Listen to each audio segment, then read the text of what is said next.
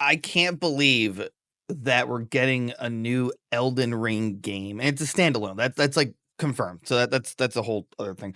This is what made the Game Awards for me. I mean, personally, that also was just mostly a nothing burger, but whatever. Uh, I have to watch this again because I really just can't grasp that we're getting more Elden Ring content gaming next year, and it's basically a survival roguelike. I don't know. We gotta talk. I gotta watch this again, semi react, and then go over what they finally detailed after the fact or of the morning of this recording, because it was kind of confusing. Like, what is this? You know, like, is it DLC? But they said it's not, and then, but anyway, let's watch. Let's watch. See, like right here, I was like, wait, is this Elden Ring? Hold on. This is and what the weirdest part is that the tower in the back left, from the magic area, that was like, wait, that's Elden Ring. I was like, that's also Elden Ring grass. It's weird that I knew that. You know, this was just this trailer is perfect. I just wish it kind of they're not gonna do a breakdown, but it left us confusing, but it was really cool. It'd have been great as like it's a DLC. Now I was like, oh my god, it's Elden Ring. Like, what? What is this, Titanfall? Look at the monstrosities in the back. I didn't even notice that last time.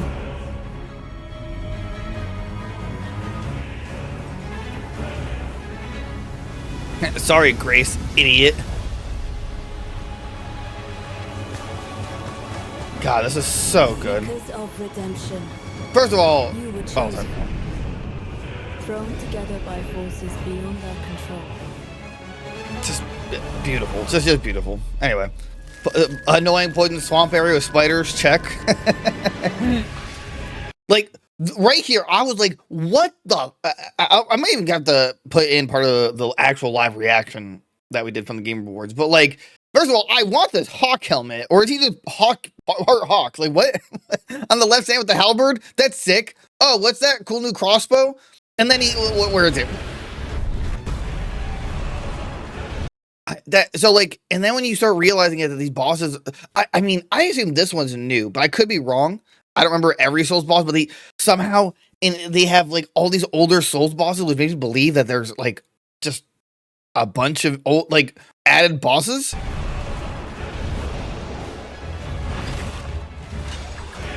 And there's like a pull hook, dude. I mean, I guess they don't have to. There's no PvP. I believe it's confirmed. So that makes sense that they have that. Because could you imagine PvP if they had a pull mechanic like that? It would be fucking busted. It'd be so busted. You know? Oh my god, invading would be misery. That's a cool stab. I love this. He's like basically flying. This reminded me so much of the bow reel dancer from Dark Souls 3. Tragedy must be averted.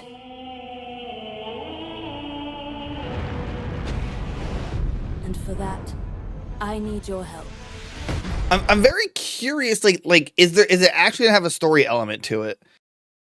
Is it gonna be one of those like, oh hey, you're trapped in this looping hell, and we need you to break us out of it because we're all cursed and this is terrible and we want to get out. That's my working theory based on what I'm seeing.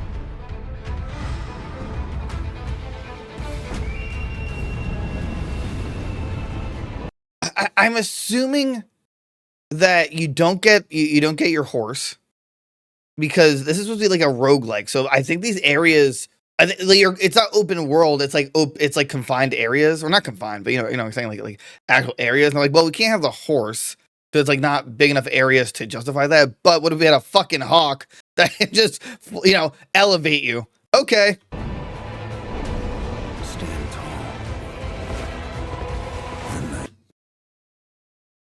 I just can't believe we get wall running, jumping mechanics, like a standalone. Okay. It's far from over. Because that would be really cool. Oh, hold on a second. I'm sorry. This would have been so cool for PvP purposes, as the invader, even getting invaded. Like, could you imagine running? Like, okay, I'm gonna.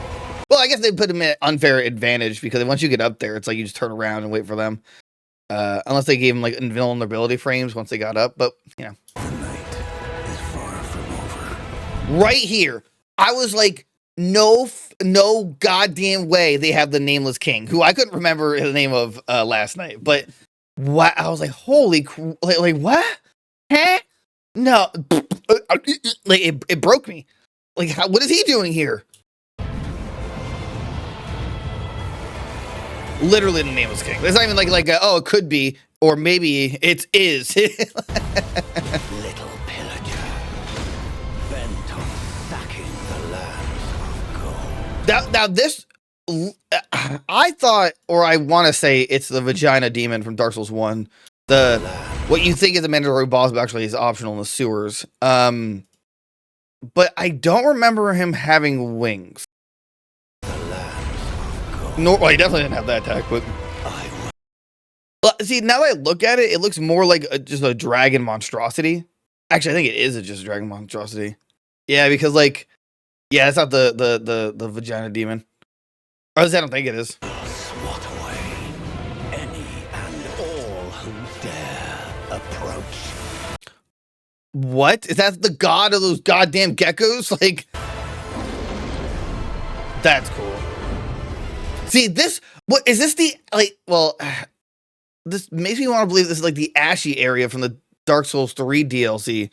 That's my first assumption. It could also be the, well, I was going to say the beach in Elden Ring, but the beach in Elden Ring has, like, it's like partially a graveyard.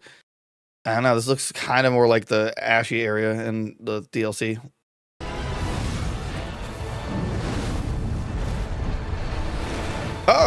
Oh, he separates. Oh, I didn't even think about that last night, huh? That's really cool.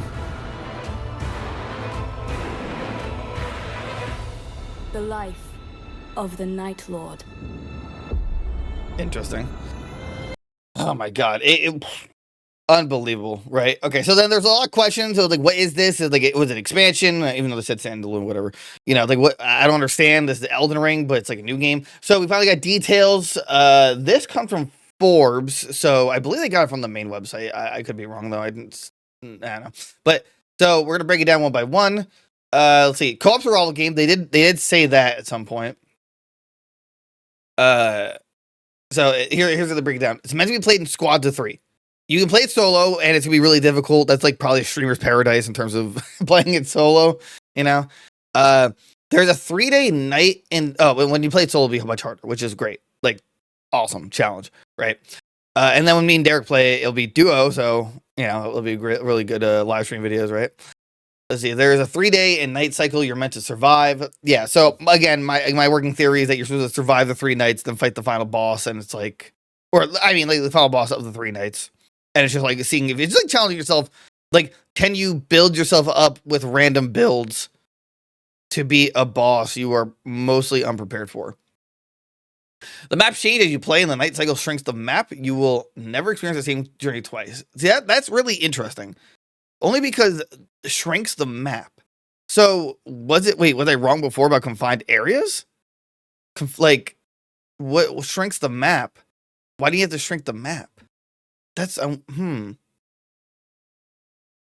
Anyway, you'll never experience the same journey twice. So that right there means it's roguelike. I think it's going to be like you're spawning in a specific area. It's, I guess, you know, the area grows, or it's a set growth, and then as the days and night continue, it gets smaller and smaller.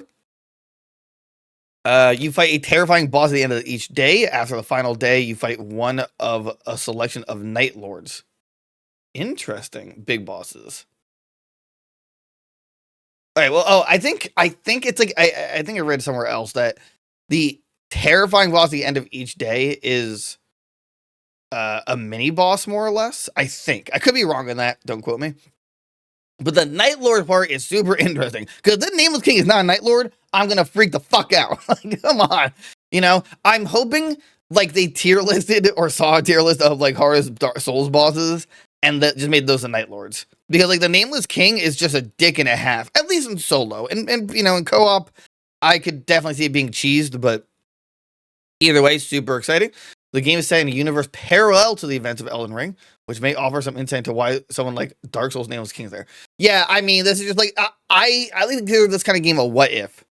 That's how I personally view it. Universe parallel to the events. So it's like what instead of this happening, what if this happened? You know.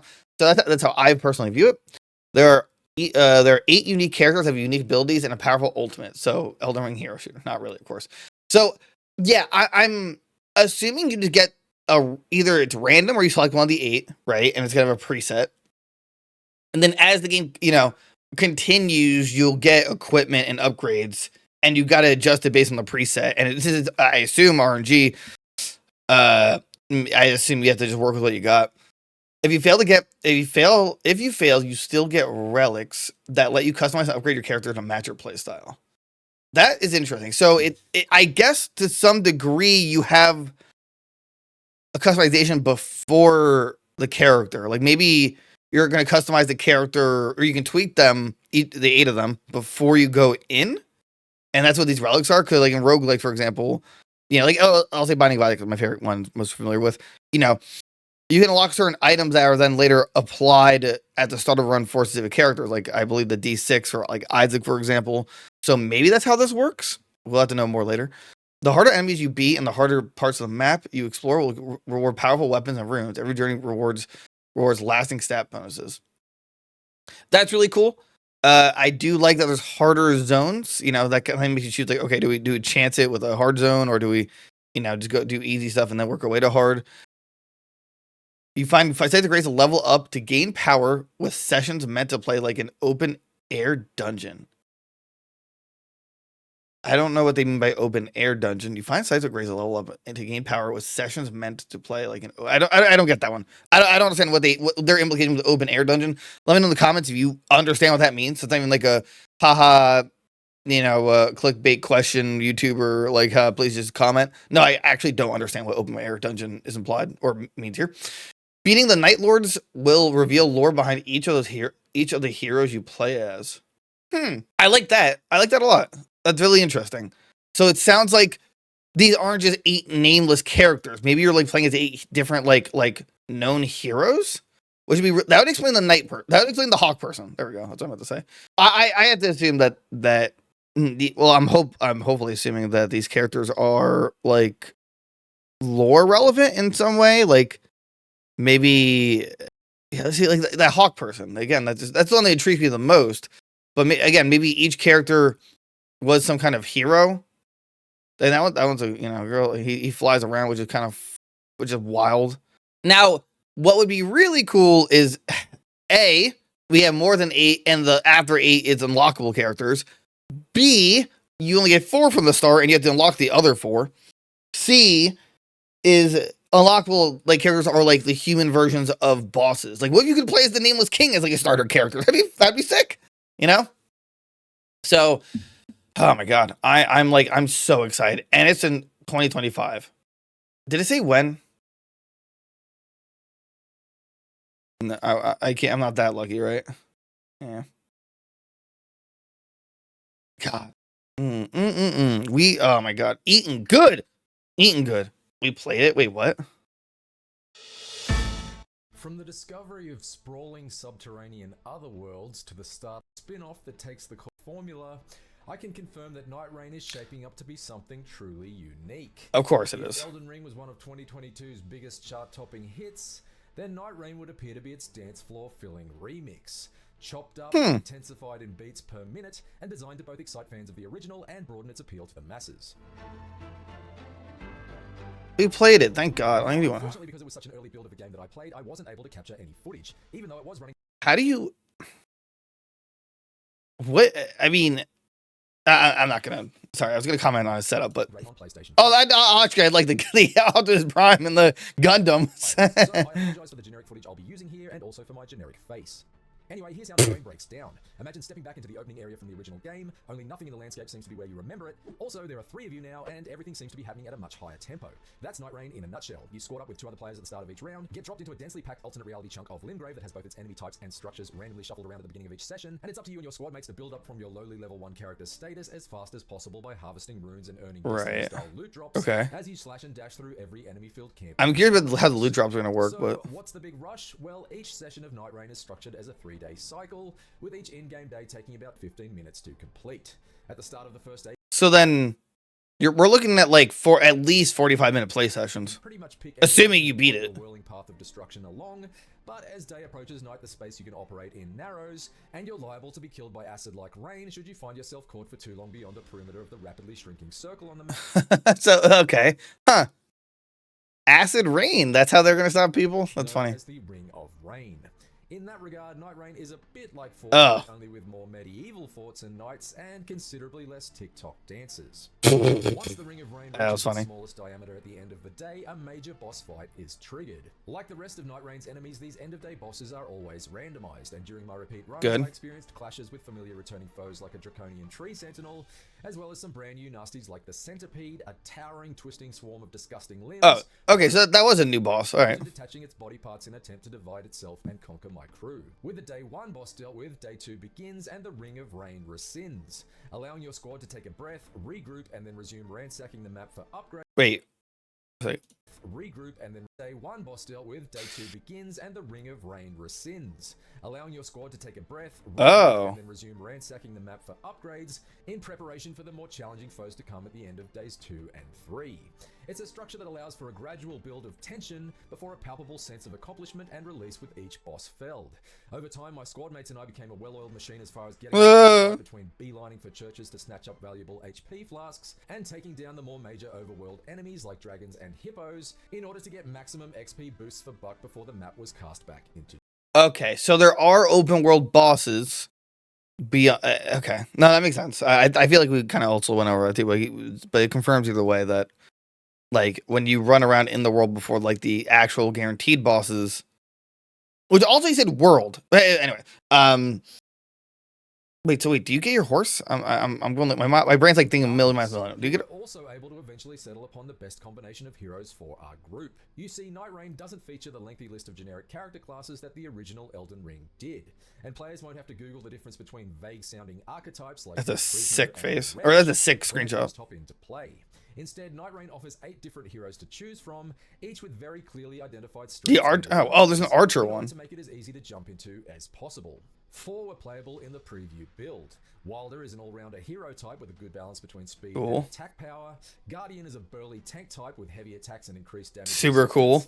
Duchess is a nimble type with fast attacks and a killer quick-step ability. And Recluse is a mage type with ranged just magical quick-step. attacks. Right. Additionally, each character features a unique skill and ultimate attack that both operate on cooldown timers. Wilder is able to use his hookshot skill to either reel in smaller enemies like Scorpion in Mortal Kombat, or to quickly zip past the swinging arms of a major boss in order to sneak a few strikes in from behind. That's so cool. Guardian is able to conjure up a mini tornado to knock swarms of enemies off their feet, while Recluse can put a marker on an enemy so that every time that enemy is attacked, the damage is siphoned into boosts for her own HP.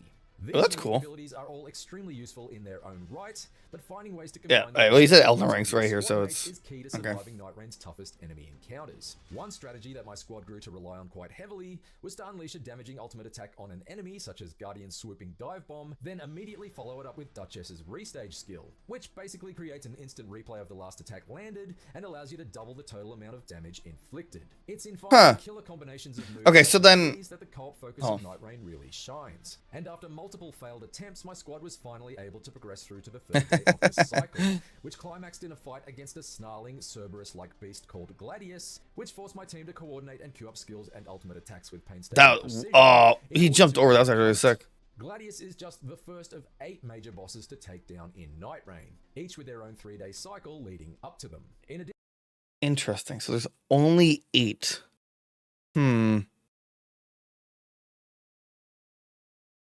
I don't know how I feel about that. When there's a lot of Souls bosses, but there's only 8 of the final. In addition to the randomization of enemy types and structures, further wrinkles will be introduced into each boss cycle, such as live volcanoes and forests full of rot, in an effort to prevent the landscape from ever growing too predictable. That's along with random events like meteor strikes, swarms of giant ants to fend off, and the surprise invasion of powerful tormentors like Margit the Fell Omen in an attempt to impede your progress. That's cool. In addition to the approachability of its roster of playable characters, Night Rain has polished up a lot of Elden Ring's more abrasive edges to make it a far more friction-free experience. A new wall jump move allows you to quickly hop up and over steep sections so of terrain, cool. while the removal of any fall damage means you can lunge off cliffs or down dark wow, paths, no fall damage. pausing to study your surroundings for safe platforms. You only need to walk near a site of grace to top up your health and flasks. And Oh. if you want to spend some runes to level up, you just button mash through pages of auto leveling that best suits the base traits of your chosen character. Rather than having to agonize over whether you should allocate a point to... It's weird that he's reading off the script, but that makes sense. It all gives each session the feeling of being shuttled along in an intense speed run, and you can get around even faster using spectral hawks to vault across great Oh, distances. Spectral Hawk. Okay. Death is not necessarily the end in Night Rain either. If you find yourself down, you have a near-death meter that appears above you, and your squad mates must attack you while you crawl along the ground until the meter is reduced and you can... Wait, hold on. I'm missing that part. And in Night Rain either. If you find yourself down, you have a near-death meter that appears above you, and your squad mates must attack you while you crawl along the ground until the meter is reduced and you can return to the fray. You're saying must attack you? Squad mates must attack you while you crawl along the Wow. ground until the meter is reduced and you can return to the fray. It may sound Yeah, hold on. slightly odd to basically kick a friend while they're down, but it's a system that works quite well. Particularly since you can use ranged attacks like magic or crossbows to revive a down squad mate from a distance without the risk of putting yourself in harm's way. Should all three of you be wiped out at once, it's... I feel like, while I understand where they're going with that, and I'm not totally against it, I now want a hardcore mode where there's no revives. I wasn't expecting a revive system, and I don't, like, I feel like the only way you should revive is by being the boss. Or a boss. You know? I feel like... I guess there's a risk, like, okay, well, if we're attacking him, then the boss could be attacking you, and I get that.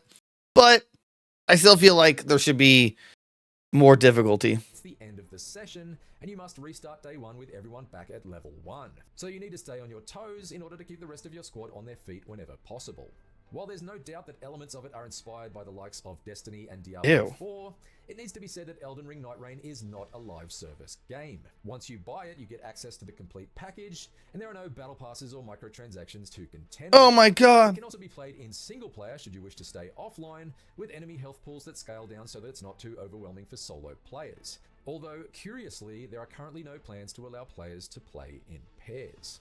As someone who has Elden Ring both in the original 2022 game and this year's Shadow of the Erdtree DLC, I can confidently say that From Software is onto something truly spectacular. Wait, so you can't play in... Oh, dude, come on.